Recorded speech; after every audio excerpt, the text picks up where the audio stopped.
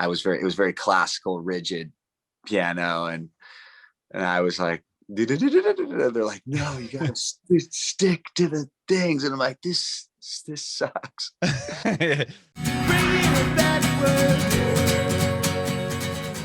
Yeah, so just so you both know, this is all about you guys, your journey in music, and how you got to where you are now. And we'll talk about the new record 2030 as well. Awesome. Yeah, thanks for having us. Cool. Let's start with you, Kat, since you're on my screen right now. I was just curious where you were born and raised. Are you originally from Los Angeles? No, I was born in San Diego, and I was raised between Metro Atlanta and San Diego, but I've been in Santa Cruz for about 13 years. Wow. So kind of all over the place. I went to 11 schools growing up, so I was never really in one place very long when I was a kid. Oh my gosh, where in San Diego? I was born and raised in San Diego. National City, South San Diego. Oh, cool. Awesome. Yeah. Were you born at Mary Birch? No, Sharps. Okay. It's either one or the other, right? That's cool. Yeah, we only have so many options down there. Yes. So, how did you get into music then? Well, I guess my journey began with my dad. He was an Elvis impersonator, and a DJ. So I used to go to gigs with him all the time and just sing with him and perform with him. And he was my first vocal coach. And then, I feel like I've always had a love for music, like as a listener as well. Like it was the thing that I felt most drawn to whenever I did anything. Whenever we took road trips, whenever we gathered as a family, we always sang together and played music together. And then later on, I ended up pursuing it in school. And really it was like, how can I submerge myself in as much music as humanly possible? So I can't really remember a time where I wasn't into music. I feel like Sure. I was definitely kind of born into a love for singing. And especially because of my dad, I think a love for performing as well. Yeah, you said Elvis impersonator. Is that what you said? Mm-hmm. Yeah. Wow. So a lot of Elvis Presley, I'm sure, in the house. Were those like the first songs you learned? Yeah. I mean, I don't know that they were necessarily the first songs I learned. I think, my dad listened to like a lot of 1940s to 60s music. And so it was a big kind of spread across, but a lot of old standards. And also big in like the Filipino community. My dad's from the Philippines, is karaoke. So it was amazing. like all of my siblings, like just pulling up whatever was on the alternate karaoke box. And, strangely, I learned so much music from being around like my family karaokeing every day. But my dad and what he used to listen to was a lot of like, he did listen to Elvis, a lot of Frank Sinatra. I also heard a lot of like Ella Fitzgerald and Louis Armstrong. And it really helped me develop a love for also later on in life, a lot of like stride and boogie woogie players and Fats Waller or Fats Domino. And so I feel like my dad was just kind of an inspiration to draw me into music from the early days. And my mom listened to a lot of kind of like 80s pop music and I have 11 brothers and sisters, so I was definitely influenced by the music they were listening to as well.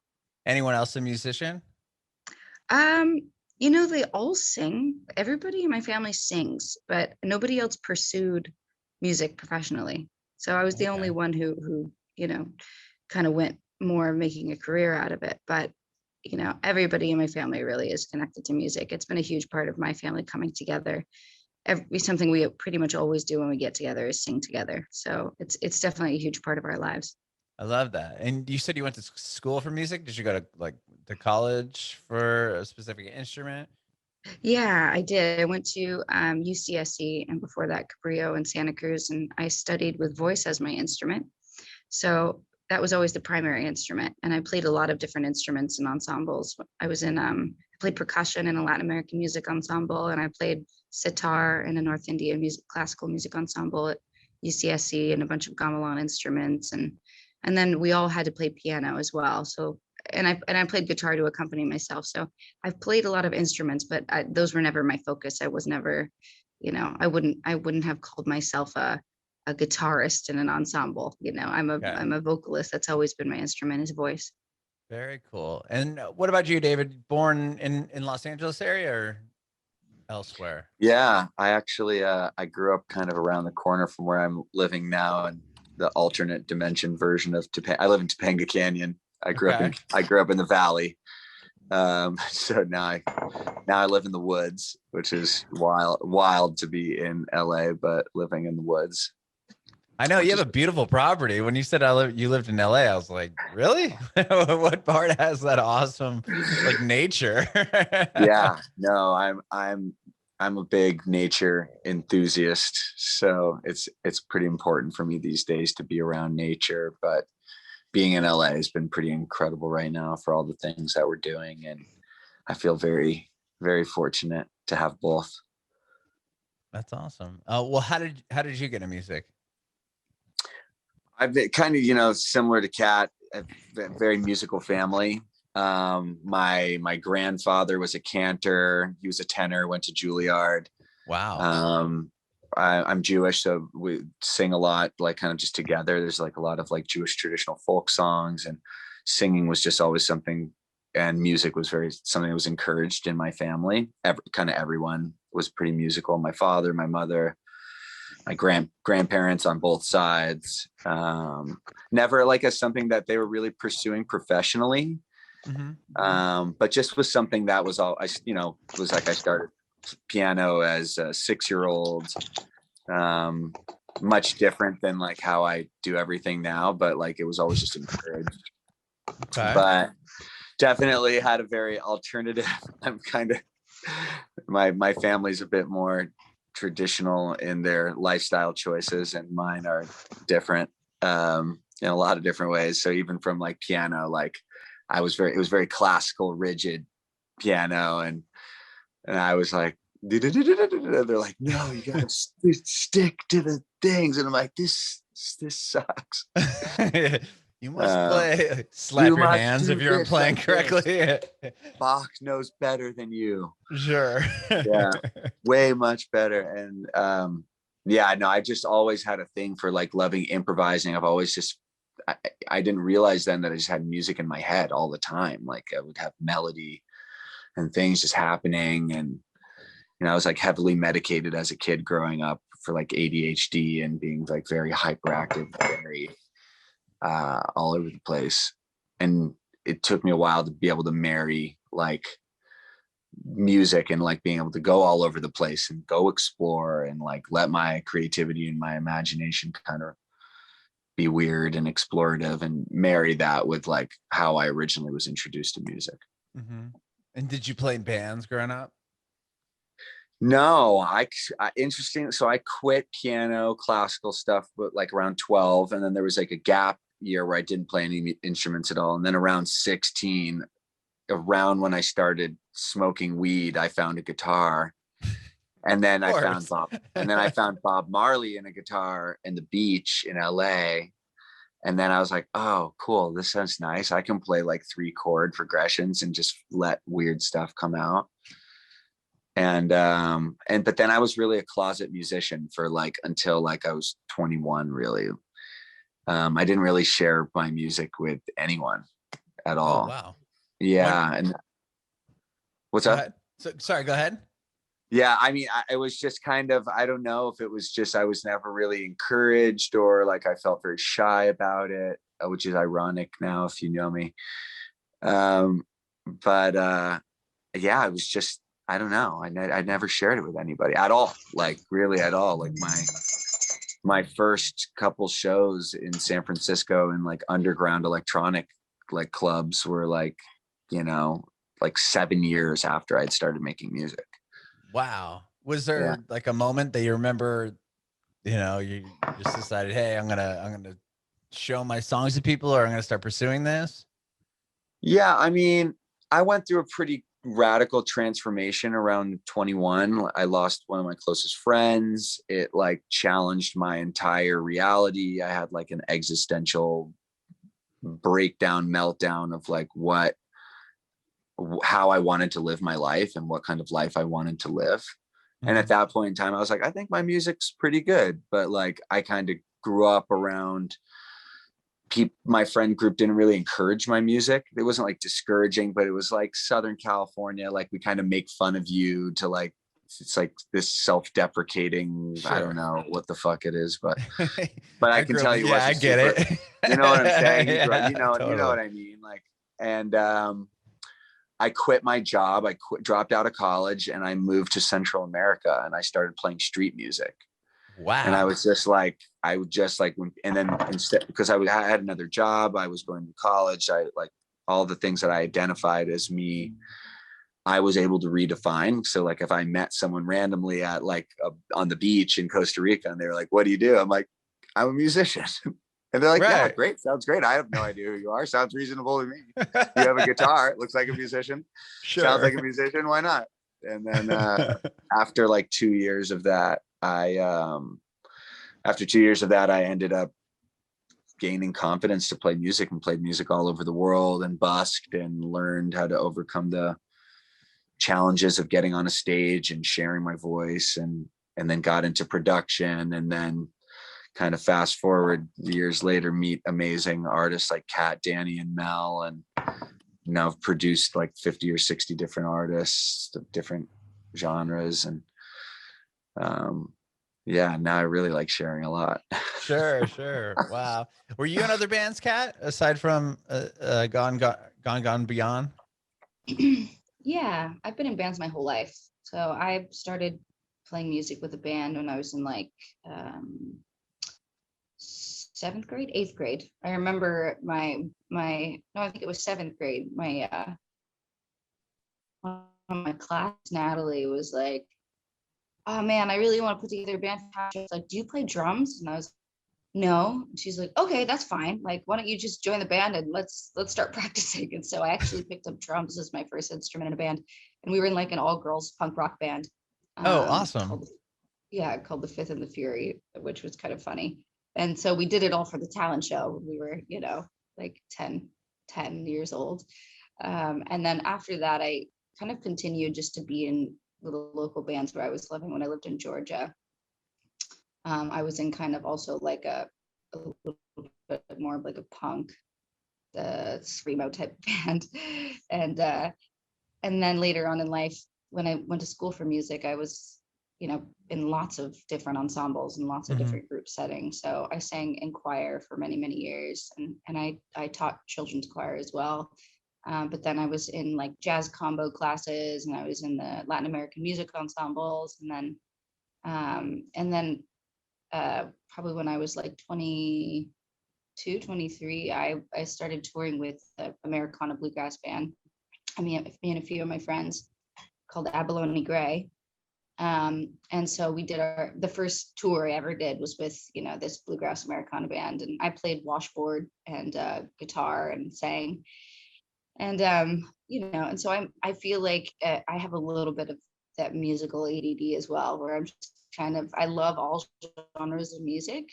I love playing music. And I've always found myself in like band and ensemble situations because I enjoy the process of collaborating with other people and feel like there's so much pleasure to be gained in like listening to other people kind of craft their skills. And I love jamming, like I love improvisation. It's something that I feel it's my comfort place, in music. Is like having a blank slate and being able to just jump in and like riff with a bunch of other epic musicians. So yeah, I've definitely been drawn to being in bands, Hmm. and being in ensembles throughout my life, and probably will continue to, because as much as I like, sitting in my room or playing music by myself or performing by myself, there's no feeling quite like really like locking in with a group of other people, and getting to like share that synergy and ride that wave together. Hmm. Hmm. And how did you eventually meet David? I met David because when I was living in Santa Cruz, and my roommate at the time was friends with him, and so I performed at this event on Halloween, I think it was, at a venue in Santa Cruz, and he was performing the same event in a different room, and we both got to my house around the same time. And so I just started sitting on the couch and eating a sandwich, and he jumped on my piano and started, playing through some tunes, and I just started kind of improvising with him and singing, and he was like, "Oh, do you want to make a song together tomorrow?" And I was like, "Sure, why not?" So then we jumped into the studio for like a couple days, and then ended up making the song "Broken Open," which was on his last album. And then after that, I think it's been like 5 years now. We've just been playing together and touring together.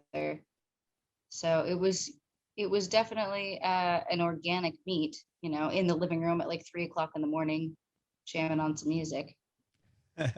That's amazing. And then, so you were writing for your solo record, David, or your record before you guys started Gone Beyond. Is that what happened? Like, tell me how the band ended up forming. Yeah, well, basically, so I have a project called The Human Experience, which is what I've toured for the last 11 years. And that project has always been focused around me as the center hub, and then spokes of like Kat or Danny or Mel or Rising Appalachia or the Earth Harp or Android Jones or whatever I can explore collaborating with.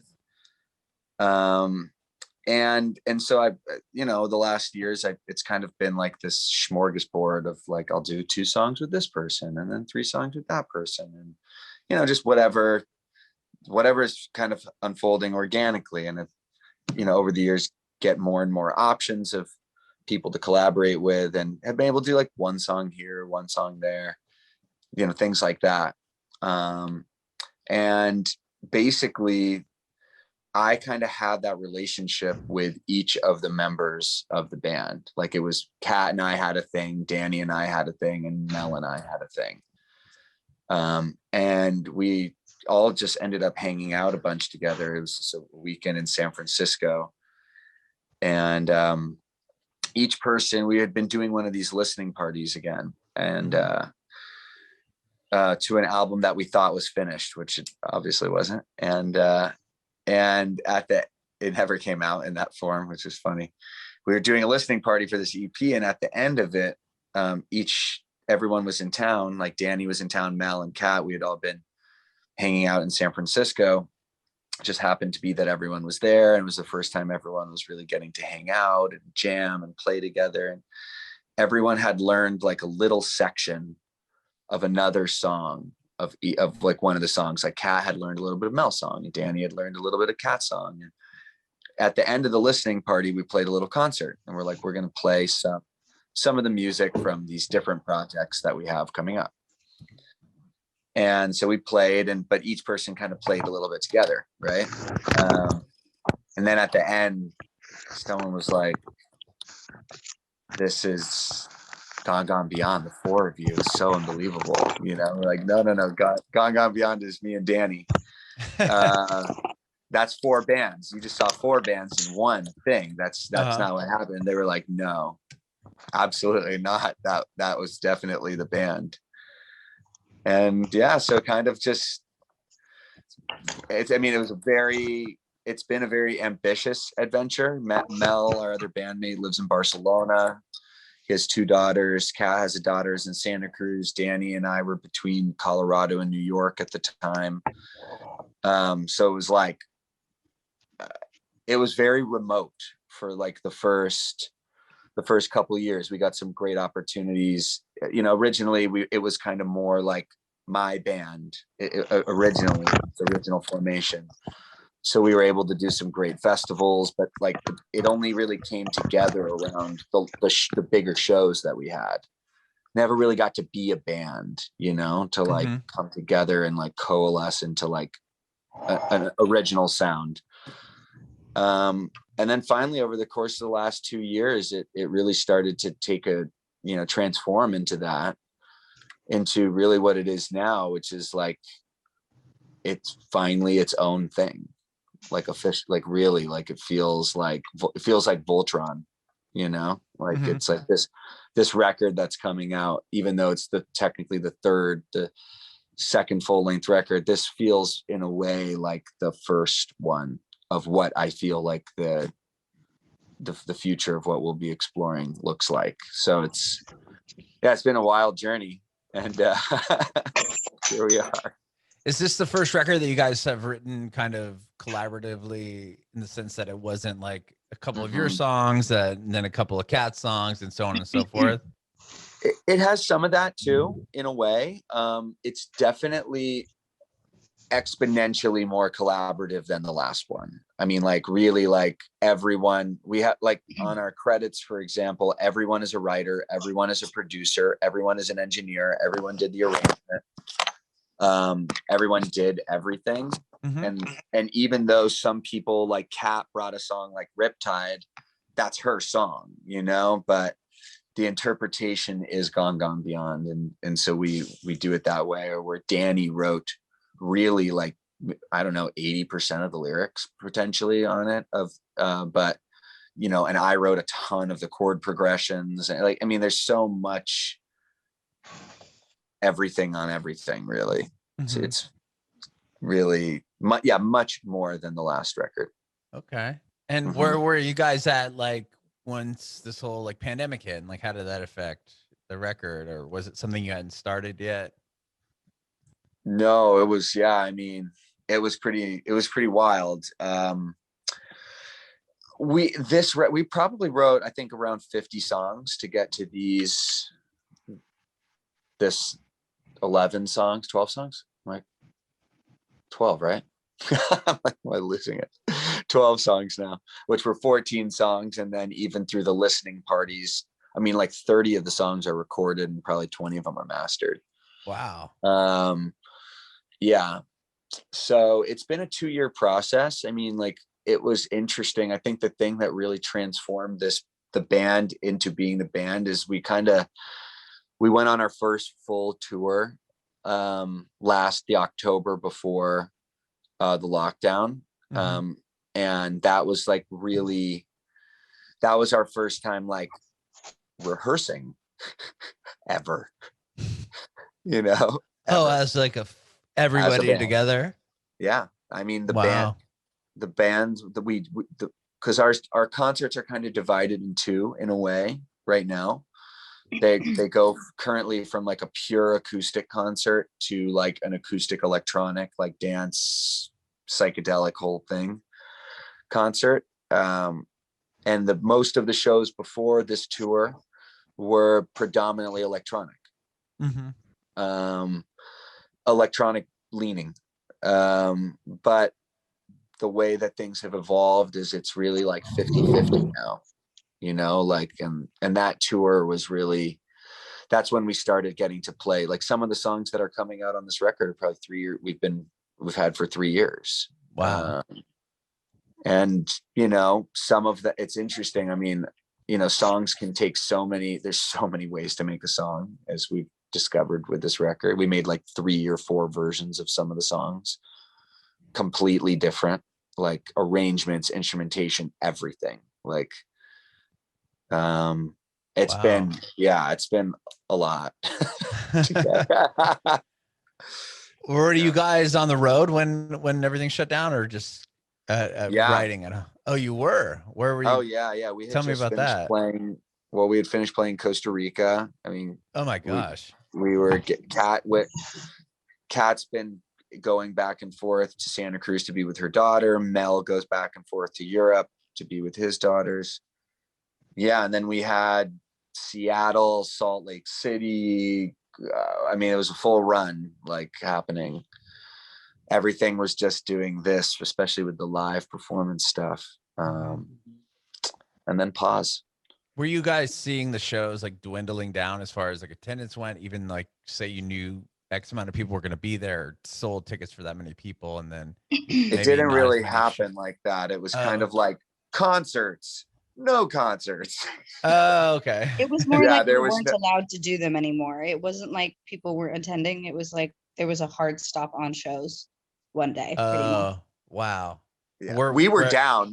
we sure. were the first couple days we're like, I think we'll be okay. And then that was like, we had shows the 13th and the 14th of March, which were like the lockdown days. So it's like, it was literally the 12th, and we're like, we'll come out and play the show still. And then all of a sudden everyone was like, this is a bad idea, maybe don't do that. And we're like, okay. So it was, I went to like immediately. Wow. And were you in the middle of the country or anything? Was it a long trip back with no shows? No, Kat, you went home, right? Yeah, we all went home. Okay. That was the only thing we all could do. So we all just, I went back to Santa Cruz, Mel flew back to Spain. Okay. Danny went wherever Danny goes. And David went back to Topanga. So No, I went to Colorado, and then we moved to Topanga. We moved to Topanga in the April of the pandemic. Oh, wow. Yeah, that was ambitious. It sure was. And then what about you said the record, you guys were able to collaborate for the first time on the album, where you talked about some of these songs being older, but were you able to write it all over the course of the past year and a half? a lot of it was actually, we started recording it before the lockdown happened. So we got together in LA for like a couple weeks, like a year before the lockdown, something like that. And we started actually making these songs all together in the same space. Yeah, we probably recorded Gravity. It's probably been like 3 years almost. Wow. 2.5 by the time it comes out, 2.5 maybe. And then we worked from all over the place whenever we were on the road. Like we recorded some songs in my apartment, like Little Moon was made in my apartment.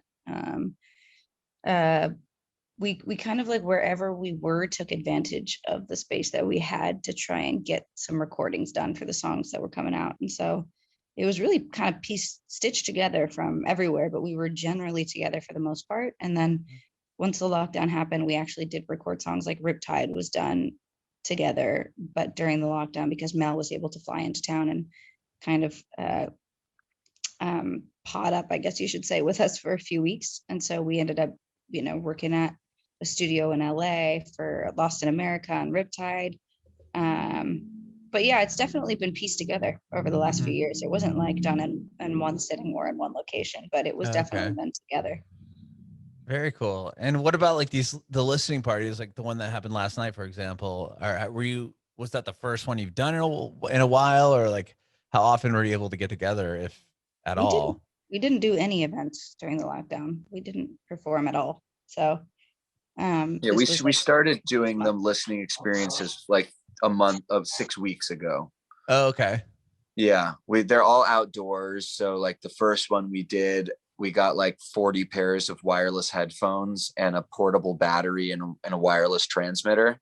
Wow. And we went to the Tuna Canyon trailhead, which overlooks all of the coast and of Los Angeles. It's looking at the ocean. It's incredible.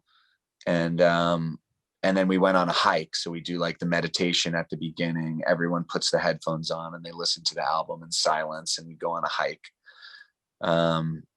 which was so magical. And then we've been doing the garden parties right now, which are like the salons where we kind of bring like 20 to 30 people together. And it's like dinner and conversation and listening to music, and then kind of like all-star jam thing at the end, which was the new evolution of the lost art of listening last night, which was another dimension of dope. It was so good. It was so good. Instigated by Miss Cat Factor. I told you I'm into the jams in my life. That's awesome. That is really awesome. Do you use those as like kind of like to choose album tracks? So you said you had like 3 versions that sounded completely different of certain songs. Like, is that like you mean for the jam? No, for the listening parties. For the listening parties. Like as far as the track listing goes on the record, like you said, you had 50 songs, and that becomes 20. It depends. Like we've done some of the listening parties where we're getting like, we did one in LA a couple years ago when we had finished the first recording session. Of which, Kat, the only song from that session that's on the record is Gravity, I think, and Anti-Gravity will come out as a remix, but I think the only one from the LA sessions that made it to the record was Gravity. But we did do a listening party for those. Rain Down was also. And Rain Down. Yeah, so 2 2 out of 6 or 7 that we recorded in LA made it to the record. But we did a listening party in LA after the thing was done, after we did the sessions, just rough mixes and stuff. But those are different. Like we did a couple at the beginning, like private listening things, but I wouldn't call them the lost art of listening, which is a very specific, like 3-hour immersive experience. It's like, those are really designed for like, we're done. Like, let's listen to it together. Okay. Yeah. So those are more designed to like, just bring different people together, people that have been supportive of us, and like different folks across the industry, from press to artists to illustrators and designers, and also just people that we love that are excited about the music. Very cool. Very cool. And then the record is called 2030. Tell me about that. Kat, you want to go? Well, why don't you answer that, because it was really, I feel like, instigated by, a lyric that is on the record, on Marigold, the final song on the album, but also I think it was inspired by. We went through a bunch of different possible album names, which are all escaping me right now, which I all liked personally. What was with the other ones? Things Have Changed. Things Have Changed, or the last one was Things Are Changing. This one was, I was strong. Things Have Changed. Oh, that's cool. But 2030 came out because it's like, as we were starting to look at like the larger theme of like, what are the songs pointing towards? It was like, for me, I guess it came out of Danny and I did the song Things Are Changing as part of at the UN at some point, and it was part of this thing for the Sustainable Development Goal Awards. So it was like these award ceremonies for the people in the world by the UN who think that they're pushing towards like equality, hunger, gender. There's a million things. The oceans. So many different things. There's 17 of them. And at the end of it, they put this date kind of on it. That's 2030. That's the goals, to make it by 2030. And it kind of just, there's a lyric, Danny wrote this song called Marigold, which is the last song on the record. And the chorus is, I hope I see you in the year 2030. That's part of the chorus. And I was like, that's what the record is. It's like, I hope I see you in the year 2030. Like, let's get our shit together, humanity. Like, if we don't, we're all going to die, which is all good too, by the way. The earth will be fine. It'll regenerate some kind of other species, probably, and at the same time, it's like, if we do care about humanity, that's a very solid date of like, lots of smart people think that it's a cutoff date. Sure. Which is kind of scary to think it's only like less than 9 years away.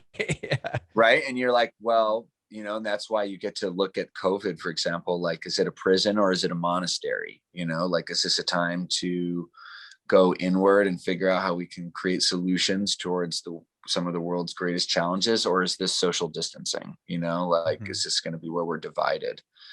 And that's a very complex conversation. And there's a lot of delicate nuances there, but I'm hoping for monastery. My experience is monastery. And I think our groups has been to have the time to be able to cultivate something like this body of work has been like the greatest gift that's ever been afforded to me personally, and I think that like being able to address a theme like 2030, and have the music be the vehicle for that. We hope it is, right? We hope it's we hope it's your anthem, Sure. There's something to be said about everybody being inside for a year, a big chunk of time, when you had like in Italy, you're seeing like dolphins like flourishing. Like, you know what I mean? It's like all these things that just because no one's out, like creating all this mess that, you know, like the world is kind of rejuvenating itself in a way. I like to think there's a silver lining. Yeah, for sure. Well, yeah, I can't wait to hear the rest of the record. Some of the songs have been released, and then the whole thing comes out in what, a couple weeks now? 28th? 25th. 25th. So close. So close. My math so was wrong. Close. Well, right on. Thank you guys so much for being here. I really appreciate you both chatting with me today. Oh, thank you. Thanks for having us. Yeah, I have one more question. One more question for you both before I let you go, is if you have any advice for aspiring artists. My advice would be keep going. Don't give up. It's you know, you're going to ride the wave of that constant like struggle of doubt. But I think that there's something to be said about longevity, of just like continuing to do it despite the odds and despite the challenges. So every single artist that I've ever met has faced those, regardless of where they're at in their career, have still faced those moments of doubt, or like, what's next, you know, or that drive for accomplishment, and kind of seeing the tip of the mountain but not knowing how to get there. And it's like really just one step in front of the other. So, you know, my advice to any artist would just be keep going. Don't stop. I love that. How about you, David? Anything? Yeah, no, I guess for me is, I mean, number one, I think it's important for creatives to try to make the distinction. Do you want to make your passion your profession? It's a big difference, right? That you can have a beautiful, full life of creativity, and feel the joy and the transformational power of the creative process and making art. And like, it's the most rewarding thing that you can do. And it doesn't need to be your profession, but if you want it to be your profession, I have my couple recommendations are, I would recommend reading a book by Stephen Pressfield called The War of Art. One of my number one book recommendations, and two things he says, which I really love. He's a writer, and he's like, the hardest thing for a writer is not writing. It's sitting down to write.